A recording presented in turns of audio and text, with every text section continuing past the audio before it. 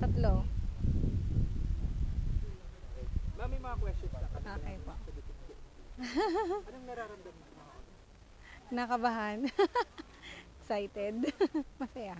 Ma'am, kwento mo naman sa amin, share mo sa amin kung paano nakatanggal ka. Wala baka magkaiba kami ng sagot. De, joke lang.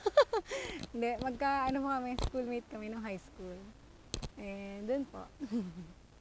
Tapos, kwento mo, yung una mo siyang nakita niyo. Sa mga first impression.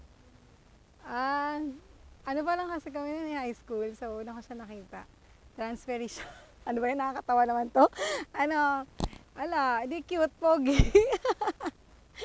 Tapos tahimik lang, feeling ko suplado. Tapos yun. Crush mo na siya, no? Sakto lang, char. Okay. Ma'am, kwento mo naman kung paano kanya niligawan. Ano ba? Wala, magkaibigan kasi kami. Tapos, ayun lang, sinabi niya na may gusto siya sa akin. And then, ayun, sige. Tapos, ma'am, tawag dito, ano yung mga mga nagustuhan mo sa kanya? Mabait siya, tsaka ma-effort.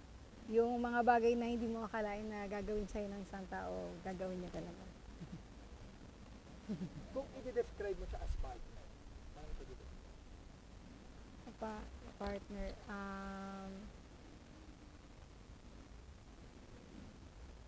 the best.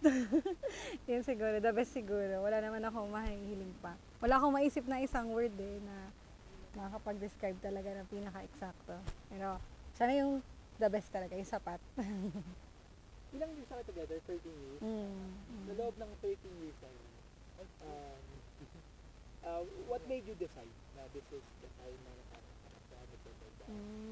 Actually, naisip ko na siya talaga yung gusto ko makasamang buhay. Simula ng time na na-imagine ko na yung sarili ko na bumuo ng pamilya kasama siya. So, matagal ko lang gusto. Hinaantay ko lang siya. Ayun. Ano pangalan niyo, sir? Nathaniel. Sir Nathan. Gano'n mo kamahal si sir? Sobra. Pwedeng umiyak ka? Ay, ako umiyak! Kasi na makeup ko, pinipigil ako nga eh. Gano'n mo siya kamahal? Sobra. Bakit siya yung napili? Hindi ko alam yung sagot sa bakit siya yung napili. Pero, wala naman akong choice. De, joke lang. Hindi. Ano ba, wala talaga akong ibang iniisip na ibang tao, kundi siya lang. Uy, grabe ka, kinuha yung bag mo. Ma'am, eto. Sabi kasi ni sir, yung pinaka nagustuhan niya sa'yo, is super innocent. Kung ikaw naman sa kanya, yung pinaka-nagustuhan? Yung pagiging, niya, ang tawag ko dito? Sincere niya. Bakit? Paano ka? Siya kasi kung hindi mo siya kilala, mukha siyang parang suplado or parang hindi siya, malalaglag. Mukha siyang, parang, basta hindi siya. Tapos pag nakilala mo na siya, doon mo makita na napakabait pala ng tao na to. Tapos, maparamdam niya talaga sa'yo na mahal ka niya, special ka. Hindi, ayoko nga umiyak. Pinapaiyak mo ako kanina mo eh. Ma'am, kung may mga gusto kang ipangako sa'yo, from this day forward, Papangako ko, madami. Sige. Nasasamahan ko siya habang buhay, kahit ano pang pagdaan. Yan. Ano ba yan? ano pa ma'am? Wala pa nga ayun, sa hirap at saya. Love you.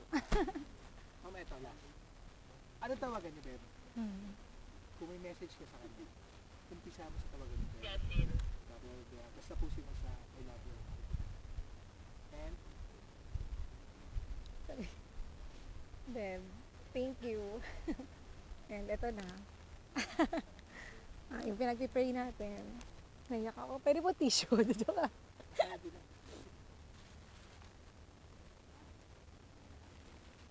And salamat Salamat sa Lord sa pagkakataon na ito na binigay niya sa atin. So, enjoy natin yung araw to. Maging masaya tayo ngayon habang buhay.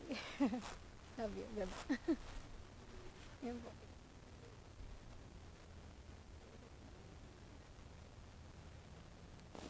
Sa nito po. Okay na po. Mato.